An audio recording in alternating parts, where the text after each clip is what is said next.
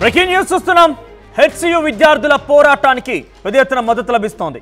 400 ఎకరాలని అది పూర్తిగా కూడా ప్రభుత్వ భూమి ఇష్టం వచ్చినట్టుగా వ్యవహరిస్తామన్నట్టుగా ప్రభుత్వం తీరు కనబరుస్తుంటే ఇది పూర్తిగా కూడా వన్యప్రాణులటువంటి జింకలు, నక్కలు, ఇతరత్ర నెమళ్ళు ఉన్నటువంటి యొక్క లంగ్ ఆఫ్ ది హైదరాబాద్. ఇదొక మనకి ఊపిరి తీసుకోవడం కోసం ఉపయోగపడుతున్నటువంటి చాలా అటవీ ప్రాంతం ఇది. దీన్ని ప్రభుత్వం జప్తు చేసుకొని వేలం వేయకుండా ప్రభుత్వం ఎటువంటి ఇక్కడ కార్యక్రమాలు చేపట్టకుండా ఉండాలని విద్యార్థుల పోరాటానికి పెద్ద ఎత్తున మద్దతు కూడా లభిస్తోంది.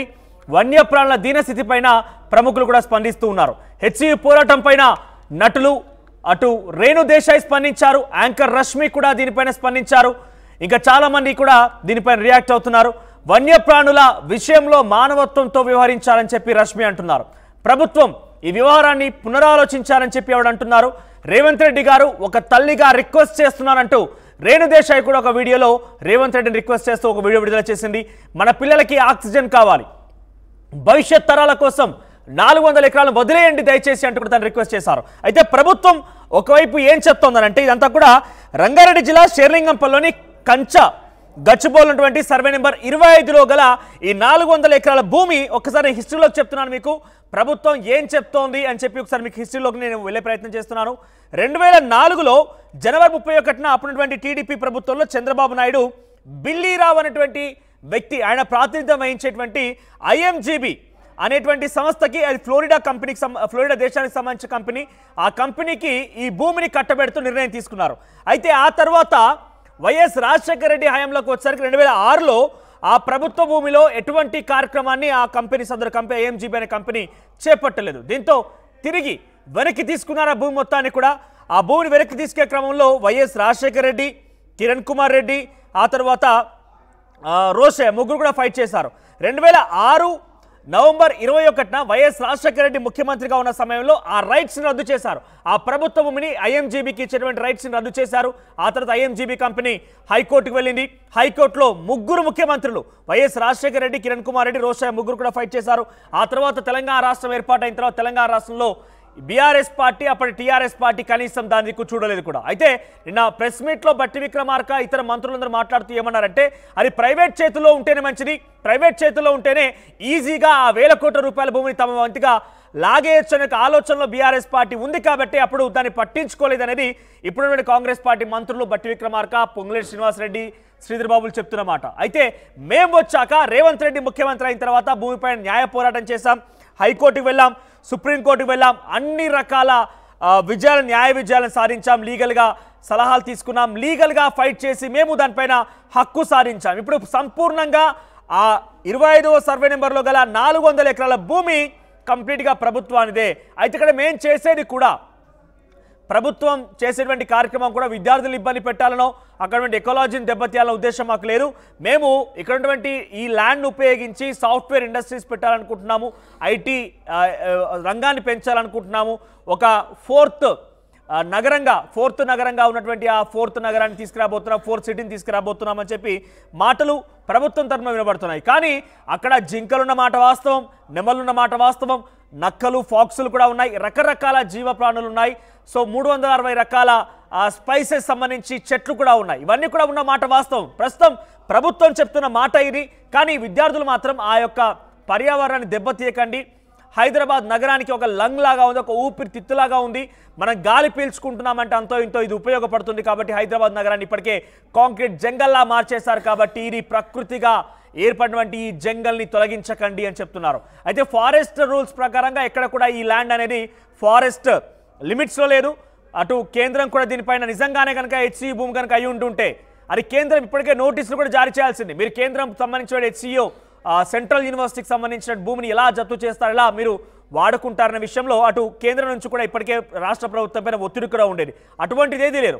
సో ఈ నేపథ్యంలో కొంత ఇటు విద్యార్థులు రాష్ట్ర ప్రభుత్వం మధ్యన ఆందోళనలు కొనసాగుతున్నాయి. అయితే ఇదంతా కూడా బీఆర్ఎస్ బీజేపీ ఆడుతున్నటువంటి రాజకీయ డ్రామా అని అధికార కాంగ్రెస్ పార్టీ కొట్టిపారేస్తోంది. నిజంగా బీజేపీ బీఆర్ఎస్ అయి ఉంటే కనుక ఇంత పెద్ద స్థాయిలో పర్యావరణ ప్రేమికుల నుంచి కానివ్వండి, విద్యార్థి సంఘాల నుంచి కానివ్వండి, సామాన్య విద్యార్థుల నుంచి కానివ్వండి, ఏకంగా హైదరాబాద్ సెంట్రల్ యూనివర్సిటీ సంబంధించి గచ్చిబౌలినటువంటి ఆ ఉద్యమం రాష్ట్ర మొత్తం పాకింది, రాష్ట్రం మొత్తం ఆలోచిస్తుందనంటే డెఫినెట్గా ఇది ఒక సామాజిక ఉద్యమం అనేది మాత్రం తెలుస్తోంది. కానీ రాజకీయ దురుద్దేశంతోనే బీఆర్ఎస్ బీజేపీలో ఆడుతున్న డ్రామా అని కాంగ్రెస్ పార్టీ కొట్టిపారేస్తోంది.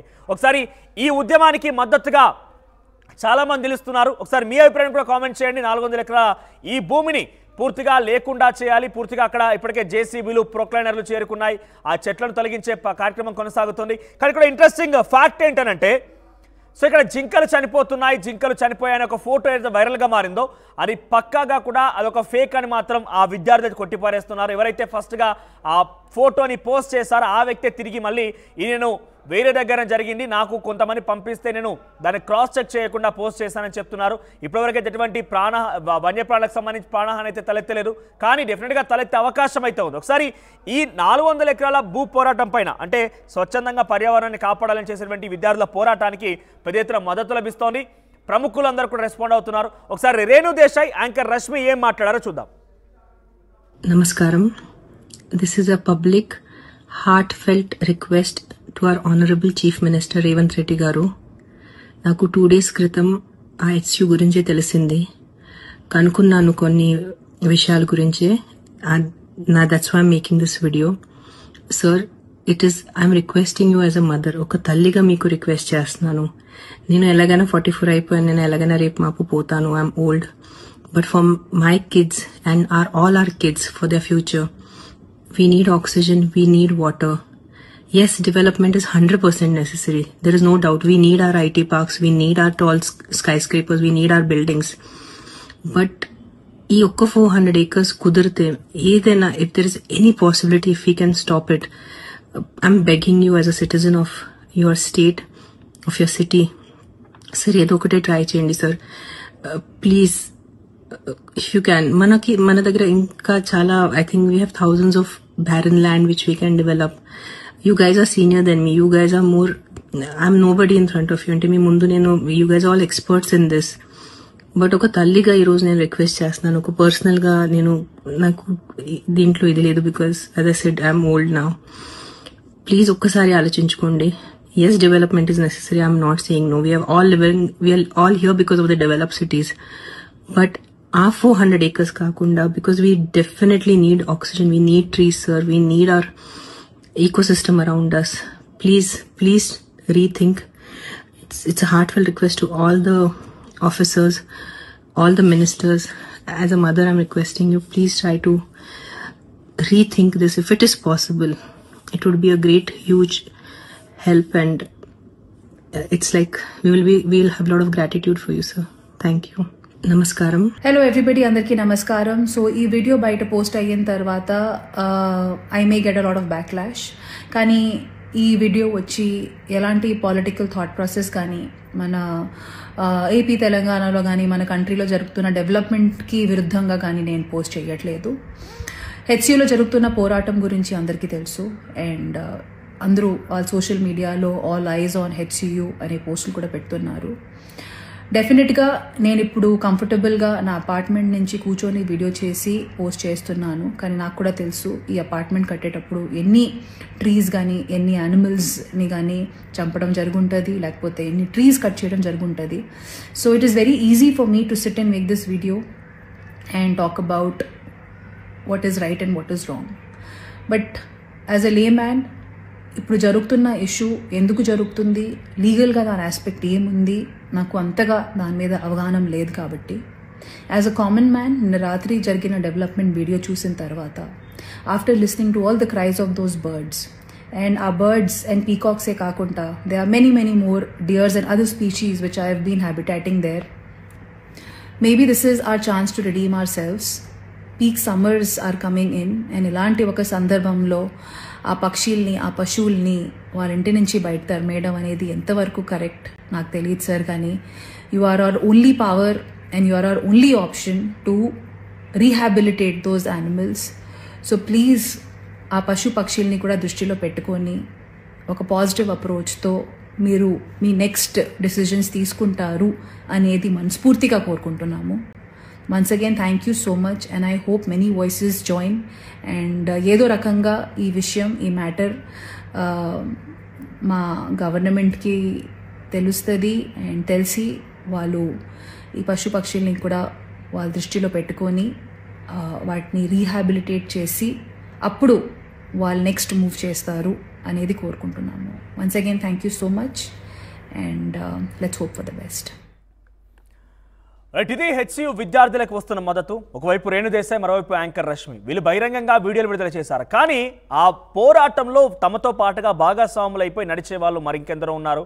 చాలామంది కూడా కొంతమంది ఎక్స్ప్రెస్ చేయలేకపోతున్నారు. పొలిటిసైజ్ అవుతుందేమో, ఎక్కడ ఏ రకంగా ఇబ్బంది పెడతారేమో అని భయాందోళన చెందే అవకాశం అయితే కనబడుతోంది. కానీ నిజానికి అటువంటి ప్రకృతి తో కూడుకున్నటువంటి 400 ఎకరాల ఆ వన్యప్రాణులు లేదంటే రకరకాల మొక్కలున్నటువంటి ఆ ప్రాంతాన్ని తొలగించడం అనేది ఎవరికి కూడా నచ్చడం లేదు.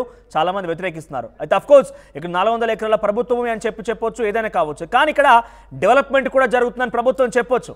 Development in the cost of environment అంటే డెవలప్మెంట్ పేరుతోని ఎన్విరాన్మెంట్ని నష్టం చేకూర్చే పని ప్రభుత్వం చేయకూడదు దయచేసి అని కూడా చాలామంది రిక్వెస్ట్ చేస్తున్నారు. సో మీరేమనుకుంటున్నారు? వెయిట్ కామెంట్ చేయండి. నేను ప్రతినిధి శిల్ప దగ్గరికి వెళ్తాను. శిల్ప, ఏంటి ఇంత పెద్ద ఎత్తున హెచ్సియు విద్యార్థులు నిర్విరామంగా సుమారుగా మనం చూస్తున్నాం వారం రోజులకు పైబడి కావస్తాను ఇప్పటివరకు నిర్విరామమైనటువంటి పోరాటం చేస్తున్నారు. ఒకవైపు వారందరికీ చాలా పెద్ద ఎత్తున ప్రముఖుల మద్దతు కూడా లభిస్తోంది. ఈ నేపథ్యంలో అటు ప్రభుత్వం మాత్రం చాలా కరాఖండిగా నిన్న సాయంత్రం చెప్పుకొచ్చింది. బట్టి విక్రమార్క కూడా మాట్లాడుకొచ్చారు. ఇదంతా ప్రభుత్వ భూమే, మేము ప్రజాప్రభుత్వానికి ఈ భూమిని కోర్టులో విజయం సాధించి గెలుచుకొని వచ్చాం, మా ఉద్దేశం ప్రజలకి మేలు చేసేదే కానీ ఎవరికి కూడా ఇబ్బంది గురి చేసే కాదని ఆయన చాలా కరాఖచ్చిగా చెప్తున్నారు.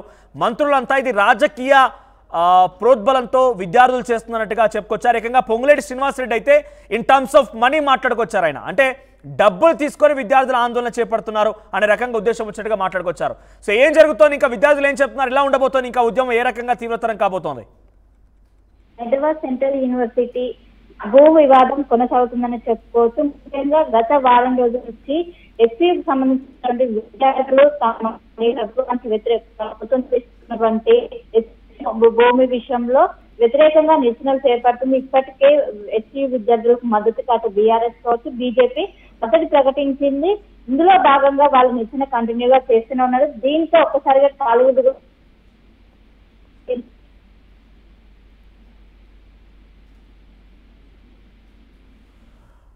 రైట్ శిల్ప, సో ఏదేమైనా కూడా 400 ఎకరాల ఆ అక్కడ ప్రాంతంలో మొత్తం కూడా పూర్తిగా చెట్లు ఒక అడవిని తలపిస్తోంది. అయితే ఎగ్జాక్ట్గా అది ఫారెస్ట్ గైడ్లైన్స్ ప్రకారంగా ఫారెస్ట్ ల్యాండ్ అని మాత్రం మనం చెప్పలేం. అది చాలా క్లియర్గా ప్రభుత్వానికి సంబంధించిన భూమే, అంటే ఫారెస్ట్ ల్యాండ్స్ కూడా ప్రభుత్వానికి సంబంధించినవి. కానీ అది ఫారెస్ట్ అనేది మాత్రం ఎక్కడ కూడా లేదు. అది తర్వాత కొన్ని రోజుల నుంచి 2004 నుంచి అది మెల్లమెల్లగా చెట్లు రావడం, ఆ తర్వాత కొన్ని అక్కడికి పశు సంపద రావడం, తర్వాత నెమళ్ళు, దుప్పులు ఇవన్నీ కూడా రావడం కొంత అడవిని తలపిస్తోంది. అయితే ఇక్కడ చాలా క్లియర్గా రేపటి రోజున హెచ్సియుకి సంబంధించినటువంటి సెంట్రల్ యూనివర్సిటీకి ల్యాండ్ ఎంత ఉందనే టైటిల్ డీడ్ ద్వారా మేము వాళ్ళకి ఫుల్ రైట్స్ ఇస్తాము, ఎందుకంటే రేపటి రోజున ఇంకా ప్రాంతం మొత్తం మాదే అని చెప్పి రాజకీయ ప్రపగండా తెరలేపి విద్యార్థులు ఆందోళన చేపట్టే అవకాశం కూడా ఉందంటూ ఒకవైపు ప్రభుత్వం డిసిషన్కి వచ్చింది. ప్రభుత్వం కూడా త్వరలోనే హెచ్సియుకి టైటిల్ డీడ్ ఇవ్వబోతుందట. మరి ఈ ఆందోళన నేపథ్యంలో చాలామంది పర్యావరణవేత్తల సలహా సూచన కూడా ప్రభుత్వం తీసుకుంటోంది. చాలామంది అక్కడ పనిచేసేటువంటి ప్రొఫెసర్ల సలహా సూచన తీసుకుంటుంది, అధికార సలహా సూచన తీసుకుంటుంది. మరి ఇవన్నీ ఎక్కడికి కొలికి వస్తాయో చూడాలి. చాలా క్లియర్గా ఇప్పటివరకు అయితే ప్రభుత్వం ఒకటే డిసిషన్కి వచ్చింది. 400 ఎకరాల భూమిని డెఫినెట్గా తిరిగి ప్రభుత్వమే జప్తు చేసుకొని దాంట్లో డెవలప్మెంట్ యాక్టివిటీస్ చేయాల్సిందే. దాంట్లో ఒక పర్టికులర్ టీజీఐఏసి ఇచ్చినటువంటి లేఅవుట్ ప్రకారంగా దాంట్లో కొన్ని యాక్టివిటీస్ చేపట్టాల్సిన నిర్ణయానికి అయితే వచ్చింది. చూద్దాం మరి ఏం జరుగుతుందో.